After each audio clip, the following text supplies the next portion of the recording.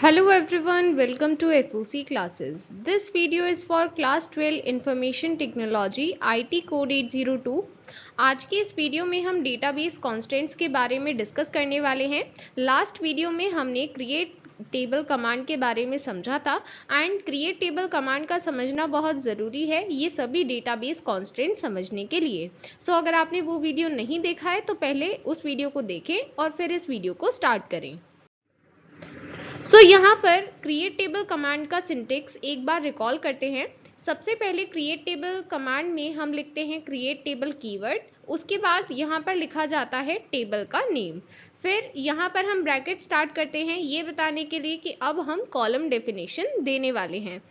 यहाँ पर आप देख सकते हैं हमने 4 कॉलम्स की डेफिनेशन दी हैं एंड हर एक कॉलम डेफिनेशन में हम क्या बताते हैं, सबसे पहले कॉलम नेम, फिर उसके बाद उसका डेटा टाइप। और यहाँ पर कॉन्स्टेंट ऑप्शनल होता है, मतलब आप दे भी सकते हैं और नहीं भी। जैसे फर्स्ट कॉलम के लिए हमने सिर्फ उसका कॉलम नेम और उसका डेटा टाइप बताया है, बट हमने यहाँ पर उसका कोई कॉन्स्टेंट नहीं बताया। कॉन्स्टेंट क्या है, बेसिकली जो भी कंडीशन हम यहाँ पर लगाना चाहते हैं कि कॉलम में कौन से टाइप की वैल्यूज आ सकती हैं, उस चीज पर हमें लिमिटेशन लगानी है, रेस्ट्रिक्शन लगानी है, वो चीज हम इंडिकेट करते हैं डिफरेंट टाइप्स ऑफ कॉन्स्टेंट से। ओके, यहाँ पर इस पर्टिकुलर कमांड में हमने फर्स्ट नेम इस कॉलम पर ये नॉट नल कांस्टेंट अप्लाई किया है।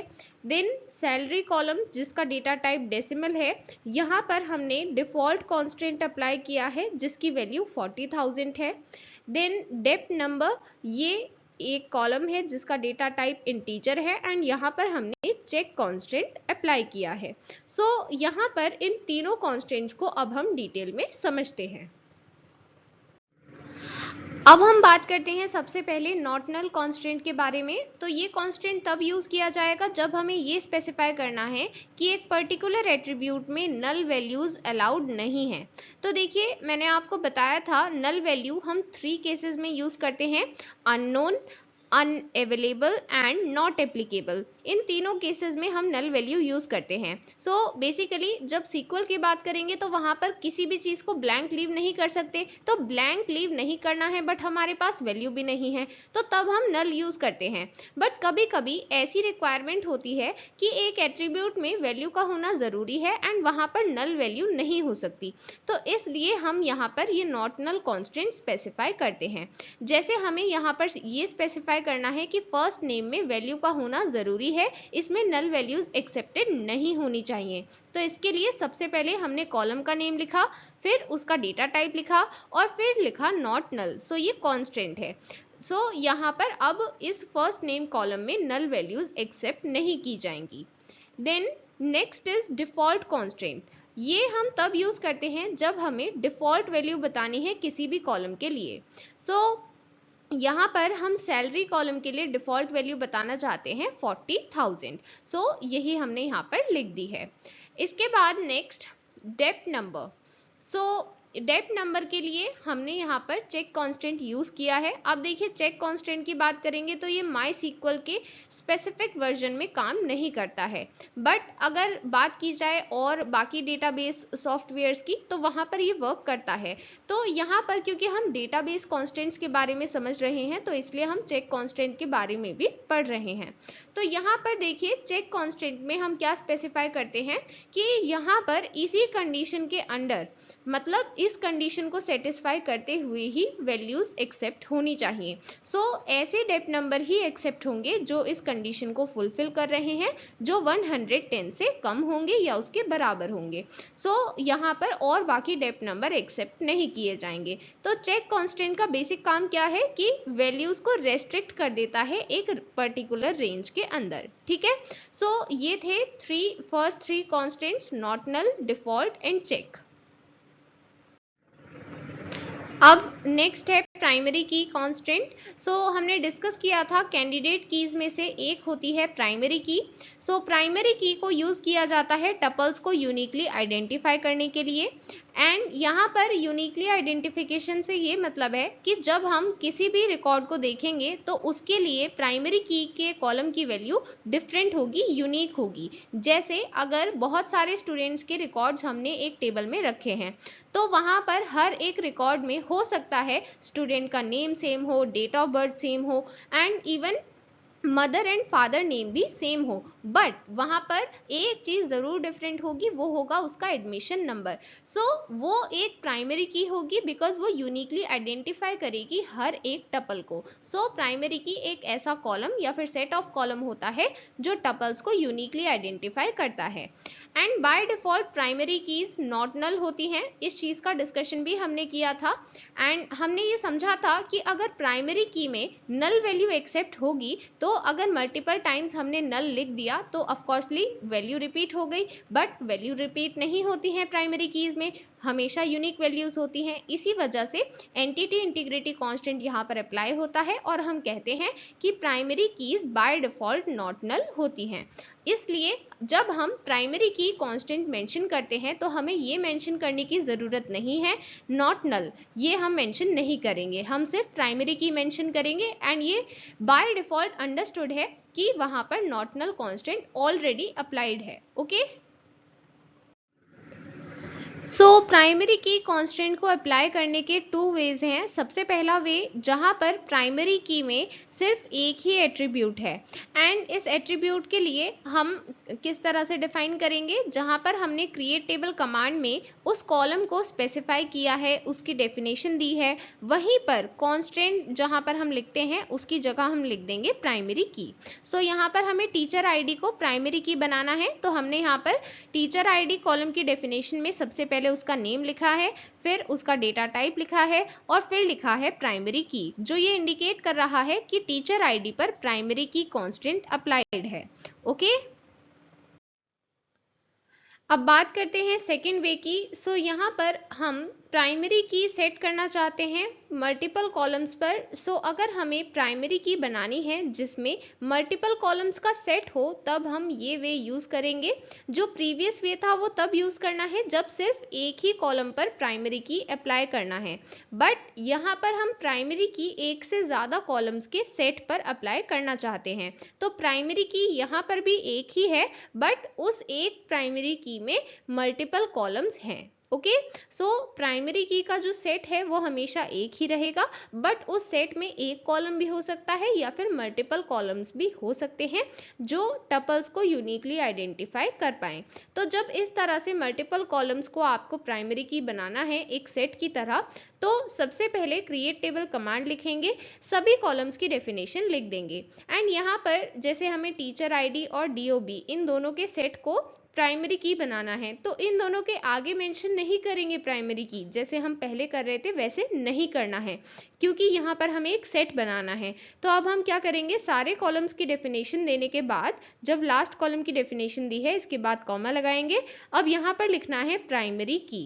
अब ब्रैकेट में आपको उन सभी कॉलम्स का नेम लिखना है कॉमा लगाकर जो आप यहाँ पर जिनका प्राइमरी की का सेट बनाना चाहते हैं। तो यहाँ पर हम टीचर आईडी और डीओबी इन दोनों का सेट बनाना चाहते हैं तो हमने वही चीज यहाँ पर मेंशन कर दी है, फिर ब्रैकेट क्लोज कर देंगे।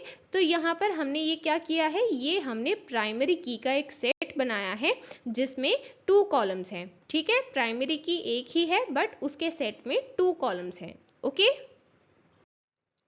Then next is describe command. आगे प्रोसीड करने से पहले हम इस कमांड के बारे में समझेंगे। सो ये कमांड तब यूज की जाती है जब हमें टेबल का स्ट्रक्चर एंड डिस्क्रिप्शन देखना है। मींस वहां पर हमने टेबल में कौन कौन से कॉलम्स बनाए हैं, उनके क्या क्या डेटा टाइप्स हैं, कौन कौन से कॉन्स्टेंट्स अप्लाइड हैं, ये सभी चीजें हमें टेबल की डिस्क्रिप्शन में दिखती हैं जो हमें डिस्क्राइब कमांड अप्लाई करने पर मिलती है। सो यहाँ पर डिस्क्राइब कमांड को अप्लाई करने के लिए हम DESC कीवर्ड ये भी यूज कर सकते हैं या फिर आप पूरा भी लिख सकते हैं डिस्क्राइब। मींस आपके पास चॉइस है, आप डिस्क्राइब भी लिख सकते हैं या फिर आप DESC भी लिख सकते हैं। इसके बाद आपको लिखना है टेबल का नेम, जो भी टेबल का नेम है वो यहाँ पर मेंशन करेंगे और फिर सेमीकोलन लगाएंगे। तो इस कमांड के बाद आपको उस टेबल की डिस्क्रिप्शन दिख जाएगी। Okay, so next is referential integrity constant, जहां पर हम बात करने वाले हैं फॉरेन की के बारे में। सो यहाँ पर हम फॉरेन की क्लॉज स्पेसिफाई करते हैं एंड जहां पर हमने फॉरेन की स्पेसिफाई की, इसका मतलब वहां पर रेफरेंशियल इंटीग्रिटी कांस्टेंट अप्लाई हो रहा है। तो इसमें हम ये स्पेसिफाई करते हैं कि कौन सी फॉरेन की है एंड वो कौन सी प्राइमरी की को रेफर कर रही है, और साथ ही हम ये भी बताते हैं कि उसके रिलेशन मीन्स उसकी टेबल का नेम क्या है। तो फॉरेन की क्लॉज स्पेसिफाई करने के लिए एक होगा रेफरेंस्ड रिलेशन और एक होगा रेफरेंसिंग रिलेशन। रेफरेंस्ड रिलेशन वो होता है जिसमें प्राइमरी की होगी जिसको हम रेफर करने वाले हैं, एंड रेफरेंसिंग रिलेशन वो रिलेशन होता है जहां पर फॉरेन की प्रेजेंट होती है जो दूसरी टेबल के प्राइमरी की को रेफर करती है। और कभी कभी ऐसा होता है कि ये प्राइमरी की और फॉरेन की सेम टेबल में ही प्रेजेंट होती है, मींस ये जो फॉरेन की है ये अपनी ही टेबल के प्राइमरी की को रेफर कर रही है। तो ऐसे में हम इसे कहते हैं सेल्फ रेफरेंसिंग टेबल। तो एक ऐसी टेबल जहां पर रेफरेंस्ड रिलेशन और रेफरेंसिंग रिलेशन सेम है, मींस फॉरेन की अपनी ही टेबल के प्राइमरी की को रेफरेंस कर रही है, तो वो होती है self referencing table. Then next is referenced relation. So यहाँ पर जब हम किसी चीज़ को रेफर करने वाले हैं तो पहले वो चीज़ एग्जिस्टिंग होनी चाहिए, तभी हम उसे रेफर कर सकते हैं। तो सबसे पहले हम बनाएंगे रेफरेंस टेबल। सो यहाँ पर रेफरेंस टेबल का नेम है डिपार्टमेंट। डिपार्टमेंट में सबसे पहले हमने ये क्रिएट टेबल कमांड लिखी है। हम जानते हैं किसी भी टेबल को बनाने के लिए क्रिएट टेबल कमांड लिखते हैं और उसमें उसके कॉलम की डेफिनेशन देते हैं। सो यहाँ पर डिपार्टमेंट टेबल में डेप्ट आईडी और डेप्ट नेम दो कॉलम है, जिसमें से डेप्ट आईडी प्राइमरी की है। सो अभी हमने डिस्कस किया था किस तरह से प्राइमरी की को अप्लाई करते हैं, प्राइमरी की कॉन्स्टेंट को। सो वही वे हमने यहाँ पर यूज किया है, ठीक है। देन रेफरेंसिंग रिलेशन बनाने के लिए अगेन क्रिएट टेबल कमांड लिखेंगे। यहाँ पर रिलेशन का नेम है टीचर। इसके बाद हम कॉलम डेफिनेशंस मेंशन करेंगे। अब देखिए यहाँ पर सभी कॉलम डेफिनेशन मेंशन करने के बाद कॉमा लगाएंगे और अब लिखेंगे फॉरेन की क्लॉज। इसको लिखने के लिए सबसे पहले यहाँ पर लिखना है फॉरेन की कीवर्ड, ये कीवर्ड है एज इट इज लिखना है। देन पैरेंथेसिस में मींस ब्रैकेट्स में इस तरह से आपको कॉलम नेम लिखना है, मींस ये बताना है कि आप कौन से कॉलम पर फॉरेन की अप्लाई कर रहे हैं। इसके बाद ब्रैकेट क्लोज करेंगे एंड यहाँ पर लिखेंगे रेफरेंसेस, ये भी कीवर्ड है एज इट इज लिखना है। देन यहाँ पर आपको लिखना है टेबल का नेम, जिस टेबल को हम रेफर कर रहे हैं मींस रेफरेंस्ड रिलेशन का नेम यहाँ पर लिखेंगे। तो हम डिपार्टमेंट टेबल को रेफर कर रहे हैं एंड उसकी प्राइमरी की का नेम यहाँ पर ब्रैकेट में लिखेंगे, ठीक है। सो प्राइमरी की का नेम है डेप्ट आईडी जिसे हम रेफर कर रहे हैं। सो यहाँ पर हमने ये फॉरेन की क्लॉज स्पेसिफाई किया है एंड यहाँ पर अगर सपोज करते हैं कि हमें सेल्फ रेफरेंसिंग टेबल बनानी है तो हमें क्या करना चाहिए, तो उस केस में यहाँ तक तो सेम रहेगा, रेफरेंसेस तक सेम रहेगा। इसके बाद क्योंकि वो सेल्फ रेफरेंसिंग टेबल होगी तो उस केस में हम क्या करेंगे, टेबल के नेम की जगह इसी टेबल का नेम लिखेंगे क्योंकि वो खुद को रेफर कर रही है, और क्योंकि इसी टेबल की प्राइमरी की होगी तो इसी टेबल की प्राइमरी की का नेम यहाँ पर मेंशन करेंगे। कब, अगर ये सेल्फ रेफरेंसिंग टेबल होगी तब, ठीक है। सो यहाँ पर एक और बात ध्यान रखनी है, जैसे अभी हमने डिस्कस किया था कि डिस्क्राइब कमांड की हेल्प से हम टेबल का स्ट्रक्चर, उसकी डिस्क्रिप्शन देखते हैं। तो अगर हमें टेबल के डिस्क्रिप्शन में किसी स्पेसिफिक एट्रीब्यूट के लिए MUL कीवर्ड लिखा हुआ मिलता है, इसका मतलब है कि वहाँ पर एक ही वैल्यू मल्टीपल टाइम्स अकर कर सकती है। ये MUL का मतलब है मल्टीपल अकरेंसेस। तो इसका मतलब क्या है कि एक ही वैल्यू रिपीट कर रही है, हो सकती है, तो वो चीज़ हमें ये भी इंडिकेट कर रही है कि वो फॉरेन की है, क्योंकि हम जानते हैं कि फॉरेन की में सिर्फ दो टाइप की वैल्यूज आती हैं। एक वो वैल्यू जो उसकी रेफरेंस प्राइमरी की में है, मींस जो वैल्यू प्राइमरी की में है वो डेप्ट नंबर मींस ये फॉरेन की में आ सकती है, एंड साथ ही यहाँ पर फॉरेन की में नल वैल्यूज भी एक्सेप्टेड होती हैं, ठीक है। अब हमें कुछ ऐसी कंडीशंस देखनी है या फिर सिचुएशन देखनी है जहां पर रेफरेंशियल इंटीग्रिटी कांस्टेंट वायलेट हो सकता है। तो देखिए यहाँ पर आपको प्राइमरी की वैल्यूज गिवन है 1 2 3 4 5 6, आप जानते हैं प्राइमरी की में सिर्फ यूनिक वैल्यूज होंगी। देन फॉरेन की, यहाँ पर वो वैल्यूज होंगी जो या तो इस प्राइमरी की में प्रेजेंट है या फिर यहाँ पर नल वैल्यूज भी हो सकती हैं। तो यहाँ पर आप देख सकते हैं 1 1 2 टाइम लिखा हुआ है। ऐसा क्यों? क्योंकि हम जानते हैं कि यहाँ पर एक ही वैल्यू के मल्टीपल अकरेंसेस पॉसिबल हैं। देन नल वैल्यू है, फिर 2 3 4 ये भी वैल्यूज यहाँ पर प्रेजेंट हैं।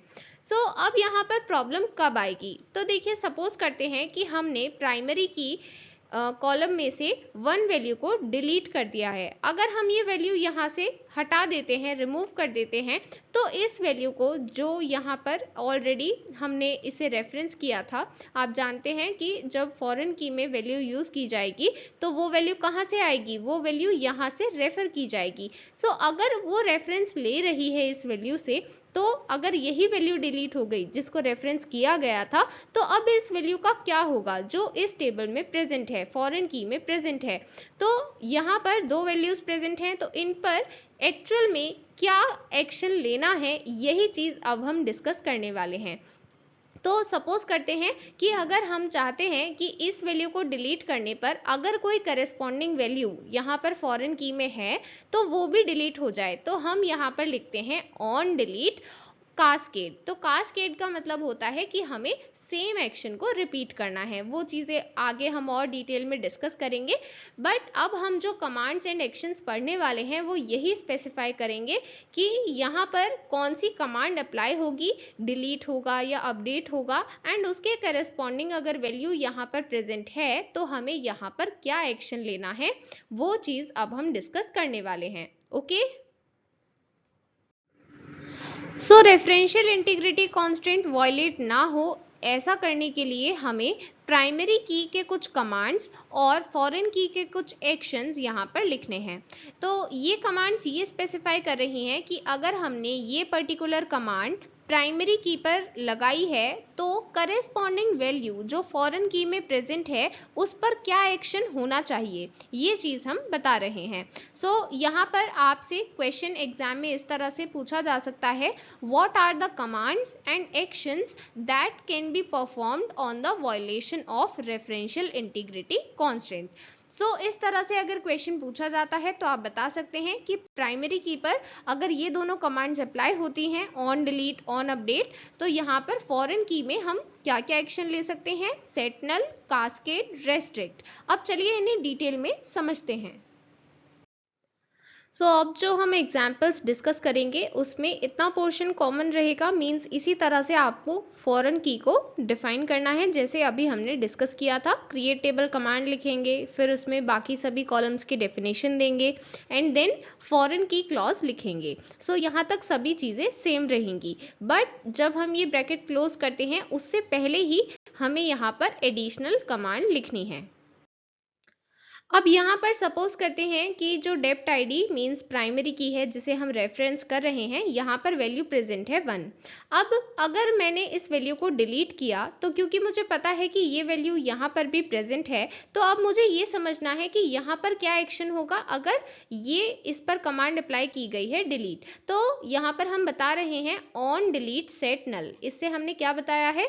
इससे हमने ये बताया है कि अगर डेप्ट आईडी में कुछ डिलीट किया गया है तो इसके जो करस्पॉन्डिंग वैल्यू फॉरेन की में है इसे नल सेट करना है। मतलब अब ये 1 वैल्यू क्या हो जाएगी? ये नल हो जाएगी। ठीक है, इसके बाद हमने स्पेसिफाई किया है ऑन अपडेट सेट नल। इसका मतलब क्या है? यहाँ पर अगर हमने ये 1 था तो हम सपोज करते हैं कोई और वैल्यू है, सपोज करते हैं यहाँ पर 2 है और यहाँ पर भी 2 है, तो अगर मैंने इस 2 को चेंज कर दिया है 3 में, मैंने इसकी वैल्यू को अपडेट कर दिया है। अगर मैंने इसकी वैल्यू को अपडेट किया है प्राइमरी की में, तो अब क्योंकि ये वैल्यू ऑलरेडी मैं देख सकती हूँ फॉरेन की में भी प्रेजेंट है, तो अब मुझे अगेन इसको नल सेट करना है। इसके लिए मैं लिखूंगी ऑन अपडेट सेट नल। मतलब अगर इस वैल्यू को यहाँ पर प्राइमरी की में अपडेट किया गया है तो वो करस्पॉन्डिंग वैल्यू यहाँ पर फॉरेन की में नल सेट हो जाएगी। अंडरस्टूड? देन नेक्स्ट यहाँ पर हम सेकेंड एक्शन की बात कर रहे हैं कास्केड। इसका मतलब होता है कि हमें सेम एक्शन परफॉर्म करना है। सपोज करते हैं कि यहाँ पर डेप्ट आईडी में वैल्यूज प्रेजेंट है 1 एंड 2 और यहाँ पर डेप्ट नंबर में भी 1 एंड 2 वैल्यूज प्रेजेंट है। अब मैंने 1 वैल्यू को चेंज किया 3 में, मैंने यहाँ पर वैल्यू को चेंज कर दिया है, अपडेट कर दिया है, ठीक है। तो अब मैं चाहती हूँ कि जहाँ पर ये वैल्यूज प्रेजेंट है फॉरेन की में, मींस जो भी करस्पॉन्डिंग वैल्यू यहाँ पर प्रेजेंट है वो भी उन पर भी सेम एक्शन हो जाना चाहिए। तो यहाँ पर मैं यूज करूंगी कास्केड। सो यहाँ पर लिखा जाएगा ऑन अपडेट कास्केड, जिसका मतलब है कि अगर आपने यहाँ पर इस तरह का अपडेट किया है तो वही अपडेट रिफ्लेक्ट हो जाएगा फॉरेन की में। तो यहाँ पर भी 1 की वैल्यू हो जाएगी 3, ठीक है, सेम एक्शन परफॉर्म हो गया। इसी तरह से अगर हमने यहाँ पर 2 को डिलीट किया और मैं चाहती हूँ कि सेम ही एक्शन हो जाए यहाँ पर फॉरेन की में, तो हम अगेन लिखेंगे ऑन डिलीट कास्केड। इसका मतलब है कि जिस वैल्यू को यहाँ पर डिलीट किया गया उस वैल्यू को यहाँ पर भी डिलीट कर दिया जाएगा। ओके, सो कास्केड का मतलब है कि सेम एक्शन परफॉर्म हो जाएगा। देन नेक्स्ट है रेस्ट्रिक्ट। ये एक्शन हेल्प करता है उस ऑपरेशन को रिजेक्ट करने में। सो यहाँ पर सपोज करते हैं कि हमने यहाँ पर लिखा है 1 और 2, यहाँ पर भी 1 और 2 वैल्यूज हैं, ठीक है। तो अब जब मैं डेप्ट आईडी में कुछ भी डिलीट करने की कोशिश करूं तो ये डेप्ट आईडी में डिलीट ना हो पाए अगर ये वैल्यू ऑलरेडी फॉरेन की में प्रेजेंट है। तो मैं ये बताना चाहती हूँ कि यहाँ पर आप उस वैल्यू को अपडेट नहीं कर सकते या फिर आप उसको डिलीट नहीं कर सकते अगर वो वैल्यू यहाँ पर फॉरेन की में प्रेजेंट है। ये चीज़ अगर हमें स्पेसिफाई करनी है उसके लिए हमें लिखना है रेस्ट्रिक्ट एक्शन। सो यहाँ पर हम लिखेंगे ऑन डिलीट रेस्ट्रिक्ट, मतलब आप इस वैल्यू को डिलीट नहीं कर सकते अगर ये वैल्यू यहाँ पर प्रेजेंट है। ऑन अपडेट रेस्ट्रिक्ट मतलब आप इस वैल्यू को अपडेट नहीं कर सकते अगर ये वैल्यू यहाँ पर प्रेजेंट है। अंडरस्टूड? सो रेस्ट्रिक्ट ऑप्शन उस ऑपरेशन को रिजेक्ट कर देता है, डिलीट हो अपडेट हो वो उस ऑपरेशन को रिजेक्ट कर देगा। अंडरस्टूड?